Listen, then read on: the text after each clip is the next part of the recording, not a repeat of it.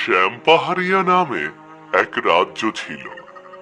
এই রাজ্যেই শ্যামপুর নামে একটা সুখী গ্রামও ছিল। এই গ্রামের সবাই সুখী থাকলেও মালতী দেবী খুব একটা সুখী ছিলেন না, কারণ তার একমাত্র ছেলে অমল খুবই অলস ছিল। সে সংসারের কোনো কাজ করত না, তার কাছে ঘুমটাই ছিল বেশি প্রিয়। অমল, এই অমল, আর কত ঘুমিয়ে থাকবি? এবার ঘুম থেকে ওঠ অমল। না, শান্তিতে একটু ঘুমোতেও পারি না। একটু শান্তি মতো ঘুমাতে হলে এবার আমাকে বাড়ি থেকে অন্য কোথাও গিয়ে ঘুমাতে হবে। এ বাড়িতে আমার শান্তির ঘুম কিছুতেই হবে না।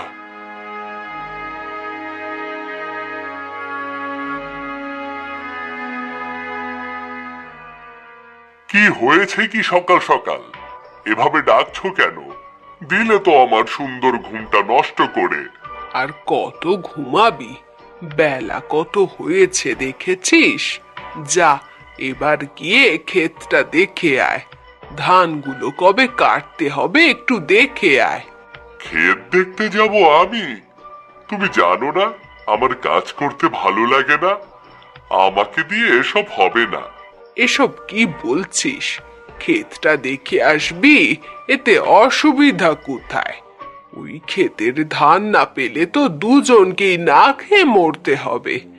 কত করে বলি, কোথাও গিয়ে একটু কাম কাজ করে কিছু পয়সা কামা, তা তো করিস না। এরপর নিজের ক্ষেতটাও দেখতে যাবি না। না, আমি কিছু করতে পারবো না। এসব আমার ভালো লাগে না। আমি চললাম। কোথায় যাবি? কোথায় আর যাব? যেখানে গিয়ে একটু শান্তি মতো ঘুমাতে পারবো সেখানেই যাব। চললাম। ওরে যাস না, আজ আমার অনেক কাজ। একটু ক্ষেতটা দেখে আয়। পারবো না।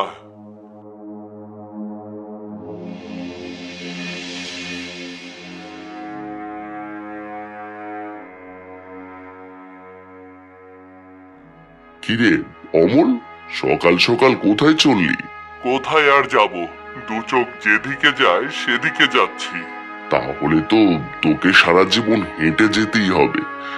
তার চেয়ে কাজ কর। আজ আমাদের অনেক কাজের চাপ। একটু কাজ করে দে না, তাহলে অনেক পয়সা পাবি। কাজ? এই কাজ করতে পারবো না বলেই বাড়ি থেকে বেরিয়েছি, আর তুমি বলছো কাজ করে দিতে হবে? শোনো, আমাকে দিয়ে ওসব হবে না কিন্তু। কাজ না করে কতদিন চলবি? তোর মা কত কষ্ট করে সংসার চালায়, তা কি তোর চোখে পড়ে না? সারাদিন শুধু ঘুমিয়ে পার করিস। কবে যে তোর বুদ্ধি হবে? তোমাকে এত জ্ঞান দিতে হবে না। তুমি নিজের চরকায় তেল দাও। আমি চললাম।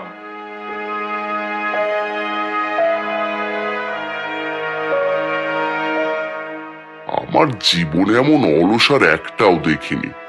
ওর মা ওকে কেন যে ওর বাড়িতে রেখে বসে বসে খাওয়ায় এটাই বুঝি না। আমার ছেলে হলে কবে বাড়ি থেকে বের করে দিতাম। নে নে, তোরা তোদের কাজ কর।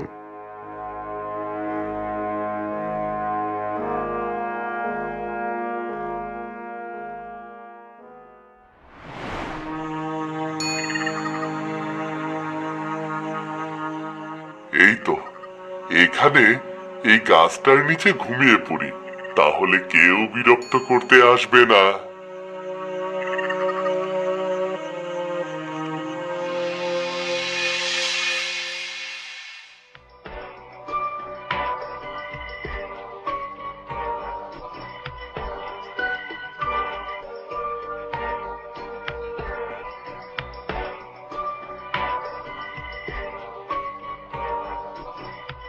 আহ, জায়গাটা অনেক ভালো। ঘুমিয়েও অনেক শান্তি পেলাম। যাই, এবার বাড়ি গিয়ে কিছু খেয়ে আসি। অনেক খিদে পেয়েছে।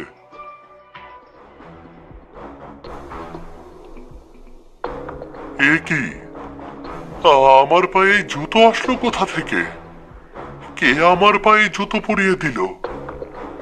নিশ্চয়ই কেউ আমার পাকে ভারী করার জন্য এই জুতো পরিয়ে দিয়েছে। জুতোটা প্রথমে খুলে ফেলি। না, এই জুতো জোড়া খুলছে না কেন? আমি তো কিছুই বুঝতে পারছি না। আমাকে তুমি খুলতে পারবে না যতক্ষণ না আমি নিজের ইচ্ছেই তোমাকে ছাড়ছি। কে কে কথা বললো? কে? আমি জাদুর জুতো, আজ থেকে তোমার বন্ধু। জাদুর জুতো? কিন্তু তুমি আমার পায়ে আটকে আছো কেন? কারণ আমি মানুষ ছাড়া শক্তিহীন, আর আমার শক্তি সেই ব্যবহার করতে পারবে যার কাছে আমি নিজের ইচ্ছেই ধরা দিই।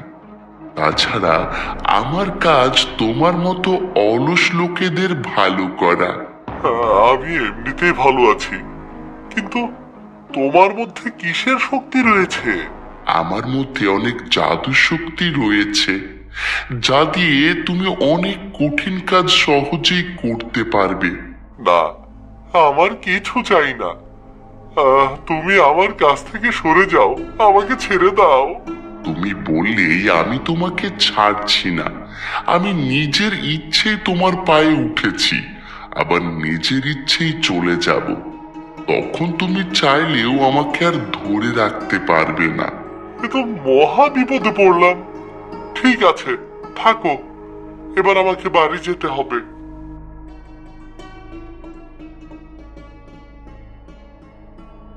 এ কি, আমি থাকতে তুমি হেঁটে যেতে চাইছো কেন? হেঁটে যাব না তো কি করে যাব? তোমাকে হেঁটে যেতে হবে না, আমি তোমাকে উড়িয়ে নিয়ে যাব। সত্যি তুমি আমাকে উড়িয়ে নিয়ে যাবে? ঠিক আছে, ঠিক আছে, আমাকে উড়িয়ে আমার বাড়ি নিয়ে যাও। তাছাড়া হেঁটে যেতেও আমার অনেক বিরক্ত লাগে। নাও নাও নাও, তাড়াতাড়ি চলো।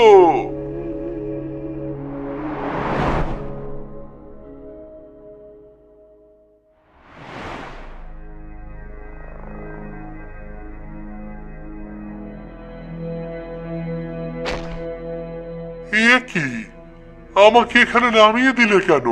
দেখছো না এরা কত কষ্ট করে কাজ করছে? এদেরকে সাহায্য করো, তারপর তোমাকে আমি বাড়ি নিয়ে যাব। কিরে অমল, কার সঙ্গে কথা বলছিস?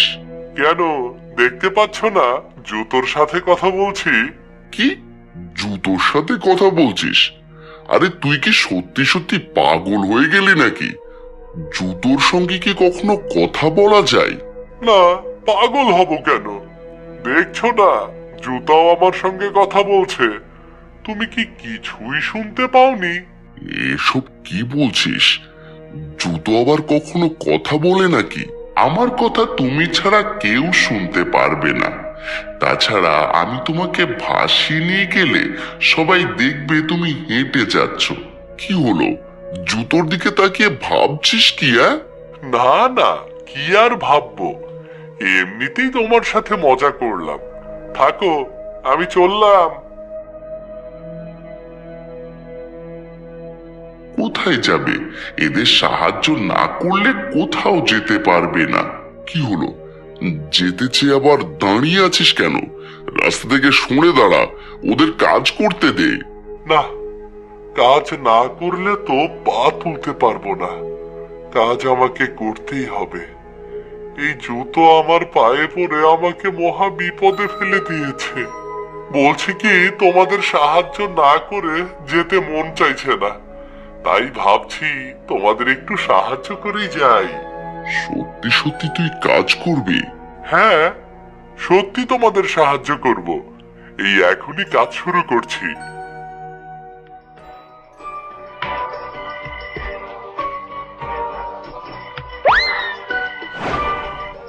কিছুই তো বুঝতে পারছি না, এই অলস অমল এত তাড়াতাড়ি ভালো হলো কি করে?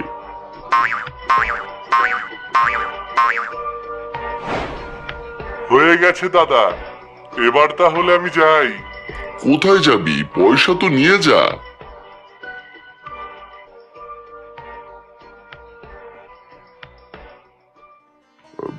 সত্যি এতদিন তোকে দেখে অনেক রাগ হতো, কিন্তু আজ তোকে দেখে অনেক ভালো লাগছে। যা এবার বাড়ি যা। দেখলে তো পরিশ্রমের সম্মান কত। এবার বাড়ি চলো। ঠিক আছে, চললাম।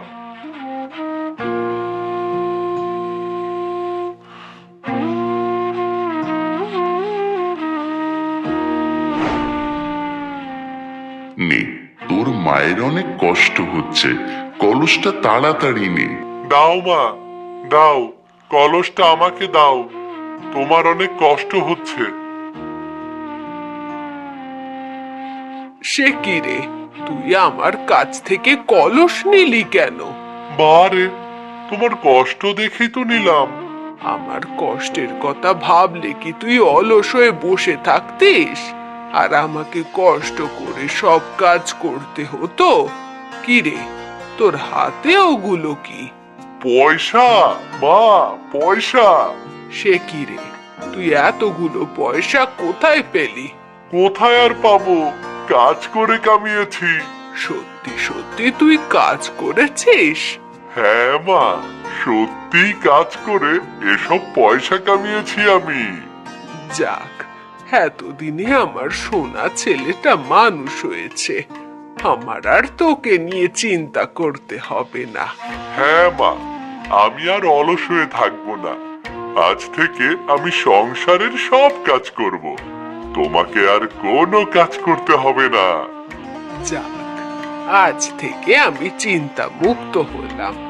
কিন্তু তুই এত তাড়াতাড়ি বদলে গেলি কি করে? আমার এক বন্ধু আমাকে বদলে দিয়েছে, তার জন্যই আমি বুঝতে পারছি কাজের কত সম্মান।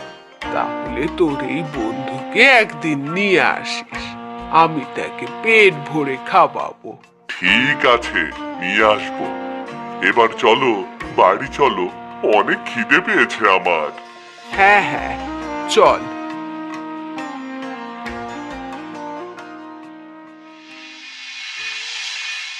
এরপর থেকে অমল নিজের ভুল বুঝতে পেরে সংসারের সকল কাজ নিজেই করতে থাকে। এটা দেখে তার মা অনেক খুশি হয়ে যায়। এদিকে এই রাজ্যের রাজার একমাত্র কন্যা রূপবতী ছিল অপূর্ব সুন্দরী। জন্ম থেকে তার চোখ দুটো ছিল সবার চেয়ে আলাদা। তার দিকে কেউ একবার তাকালে সে চোখ ফেরাতে চাইতো না।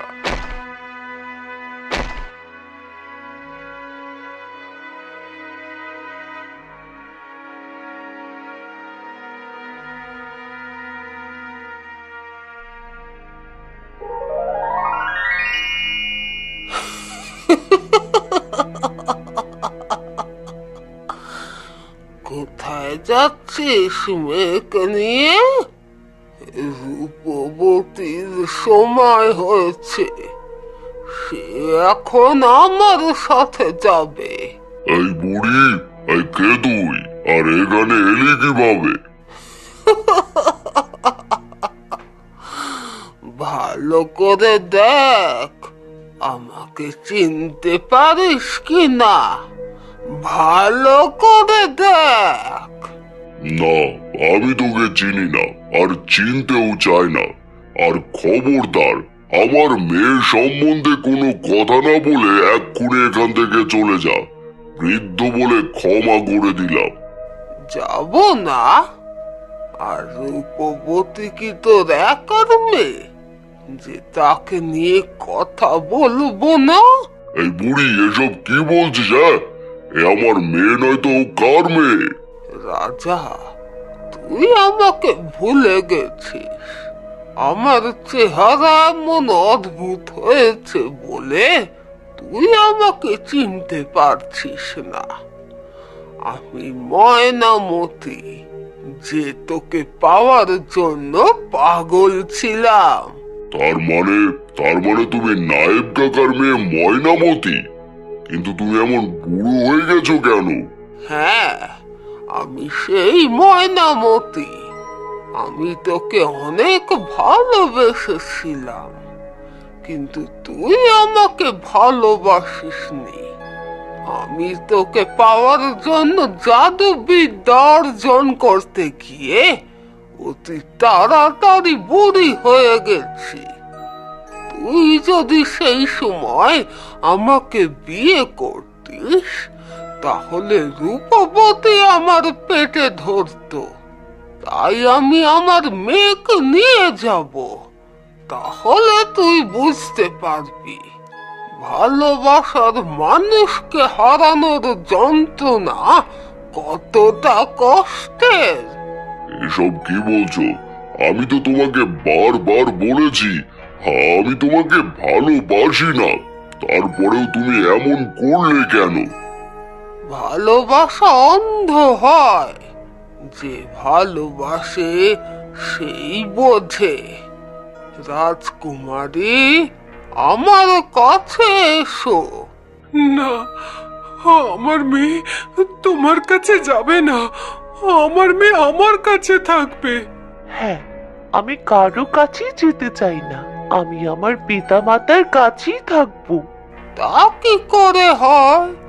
তুমি না গেলে আমার প্রতিশোধ পূর্ণ হবে কি করে? এসো, এসো আমার কাছে। এখন এখান থেকে চলে যাও ময়নামতি, নয়তো তোমাকে আমি বন্দি করব।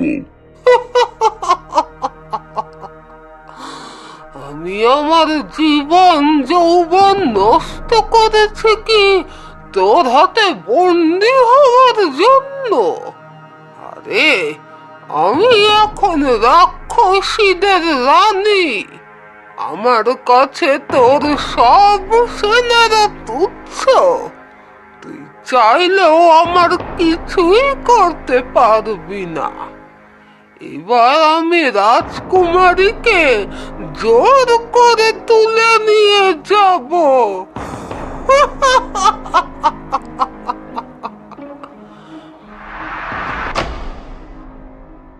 মহারাজ, ওই জাদুকরি বুড়ি তো আমার মেয়েকে তুলে নিয়ে গেল।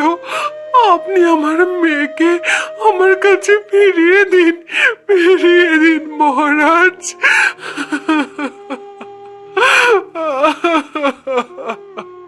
চিন্তা করো না রানী, যে করে হোক আমি আমার মেয়েকে ওই ডাইনির কাছ থেকে উদ্ধার করে আনবই। আমার রূপবতী।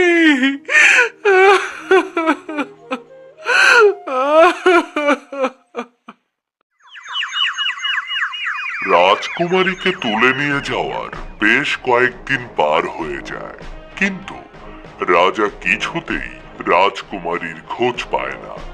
তখন রাজা নিরুপায় হয়ে মন্ত্রীকে বলে সে যেন ঘোষণা করে দেয় যে রাজকুমারীকে উদ্ধার করে আনতে পারবে তার হাতে অর্ধেক রাজ্য ও রাজকুমারীকে তুলে দেওয়া হবে। এরপর রাজার কথা মতো সারা রাজ্যে এই ঘোষণা শুরু হয়। তবে শুনুন শুনুন শুনুন, মহারাজ বীরবর্মন ঘোষণা করেছেন যে রাজকুমারী রূপবতীকে ওই রাক্ষস রানীর হাত থেকে উদ্ধার করে আনতে পারবে তার হাতে মহারাজ তার অর্ধেক রাজ্য রাজকুমারীকে তুলে দেবে। শুনুন শুনুন শুনুন, কি? এ আমি শুনলাম, এ তো বিশাল সুযোগ।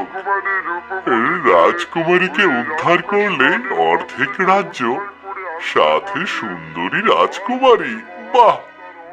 অত ভেবে লাভ নেই, অর্ধেক রাজ্য সাথে রাজকুমারীকে পেতে হলে ওই রাক্ষস রানীকে হারাতে হবে।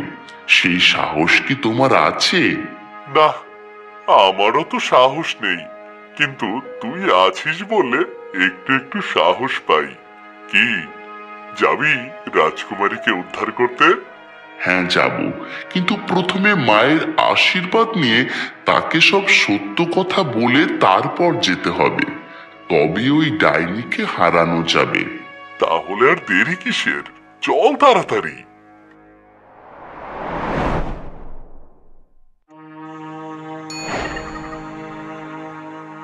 কি রে অমল, মাঠে কাজ করা বাদ দিয়ে চলে আসলি কেন বাবা? মা, কাজ পরেও করা যাবে, কিন্তু মহারাজ কি ঘোষণা করেছে তা কি শুনেছো? হ্যাঁ, শুনেছি, কিন্তু এতে আমাদের কি? তুই তো আর ওই রাক্ষস রানীকে হারিয়ে রাজকুমারীকে উদ্ধার করতে পারবি না। পারবো মা, পারবো। তুমি শুধু আশীর্বাদ করো। না না, আমি তো তোকে সেখানে যেতে দিতে চাই না। তুই আমার একমাত্র ছেলে। প্রয়োজন হয় তুই আবার অলস হয়ে ঘরে শুয়ে থাক, কিন্তু আমি তোকে কিছুতেই হারাতে চাই না। আমার কিছুই হবে না মা, কারণ আমার সঙ্গে আমার বন্ধু আছে। বন্ধু বন্ধু বন্ধু, শুধু বন্ধুর কথাই বলিস। কোথায় তোর সেই বন্ধু? মা, এতদিন আমি তোমার কাছ থেকে একটি কথা লুকিয়েছি, আজ তোমাকে বলছি। এই যে আমার পায়ে যে জুতাটা দেখতে পাচ্ছ না, এটাই আমার বন্ধু। আর এটা কোনো সাধারণ জুতো নয়, এটা জাদুর জুতো। আর এই জুতোই আমাকে বদলিয়ে দিয়েছে। এসব কি বলছিস? জুতো আবার জাদুর হয় নাকি? হয় মা, হয়। দাঁড়াও, তোমাকে এখনই দেখাচ্ছি। এই জুতো, এখনই মাকে কিছু দেখা।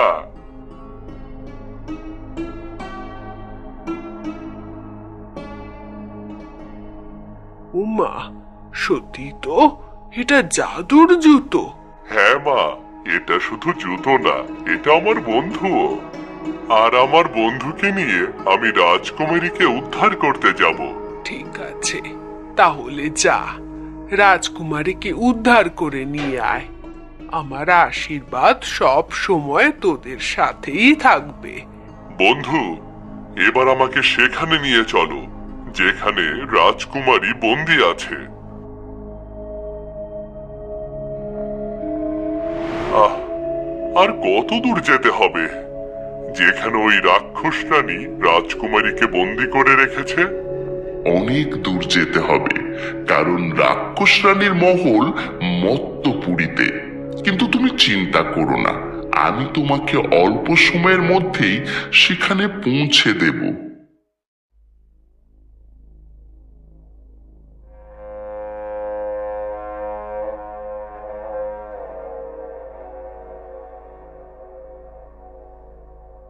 এই নাও রূপবতী, এগুলো খেয়ে নাও।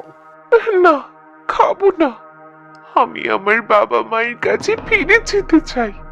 তুমি তুমি আমাকে আমার বাবা মায়ের কাছে রেখে আসো। না, আমি কখনোই তোমাকে তোমার মা বাবার কাছে রেখে আসবো না। তুমি সারা জীবন আমার সাথেই আমার মেয়ে হয়ে থাকবে।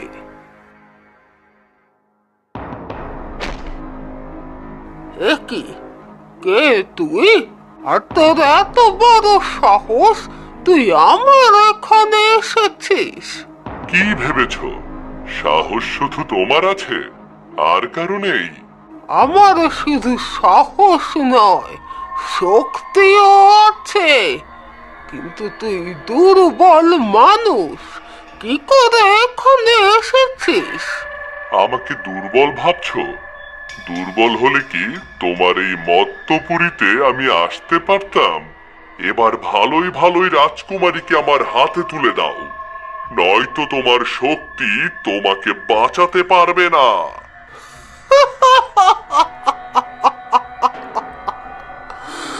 আমাকে ভয় দেখাচ্ছিস? আর আমি হলাম শক্তিশালী মানুষ, ডাইনিদের রানী, রাক্ষসীদের চোখের মণি। আর তুই আমাকে ভয় দেখাচ্ছিস? দাঁড়া, আমি তোকে এখনই এখানে আসার মজা দেখাচ্ছি।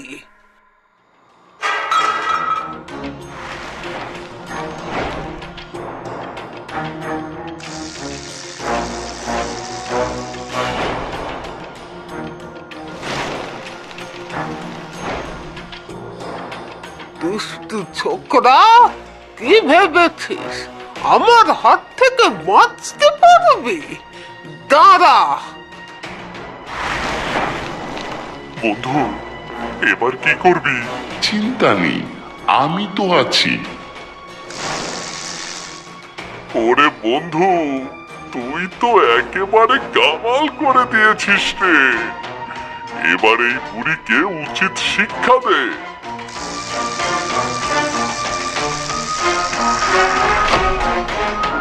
একে আমি আমার আগের রূপে ফিরলাম কি করে? তোমার কালো জাদু নষ্ট হয়ে গেছে বলে তুমি তোমার আগের রূপ ফিরে পেয়েছো। এখন তোমার কাছে সামান্য জাদু শক্তি আছে, যা দিয়ে তুমি রাক্ষসদের কাছ থেকে খাবার সংগ্রহ করতে পারবে, কিন্তু কিছুতেই পৃথিবীতে ফিরে যেতে পারবে না। না, আমি আমার শক্তি ফিরে পেতে চাই, ফিরে পেতে চাই। তা কখনোই সম্ভব না। তুমি চাইলেও আর তোমার জাদু শক্তি ফিরিয়ে আনতে পারবে না। রাজকুমারী চলে এসো। না, যেও না রূপবতী, যেও না, আমাকে ছেড়ে যেও না। আমি তোমার মা, আমাকে ছেড়ে যেও না।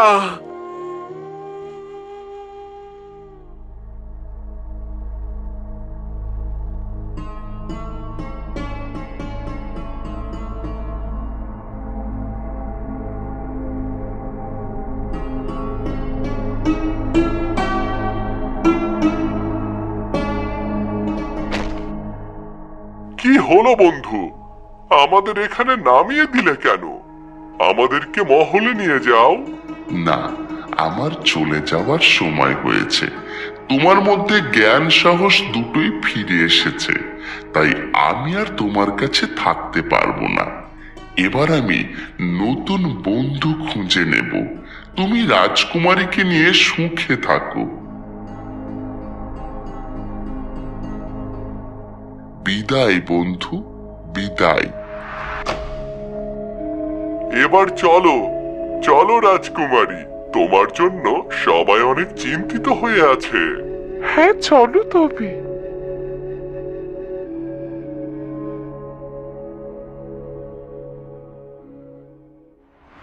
অমল রাজকুমারীকে উদ্ধার করে নিয়ে যাওয়ার কারণে রাজা খুশি হয়ে তার দেয়া কথা মতো অর্ধেক রাজ্য ও রাজকুমারীকে অমলের হাতে তুলে দেয়। এরপর অমল আর রাজকুমারী রূপবতী সুখে শান্তিতে বসবাস করতে থাকে।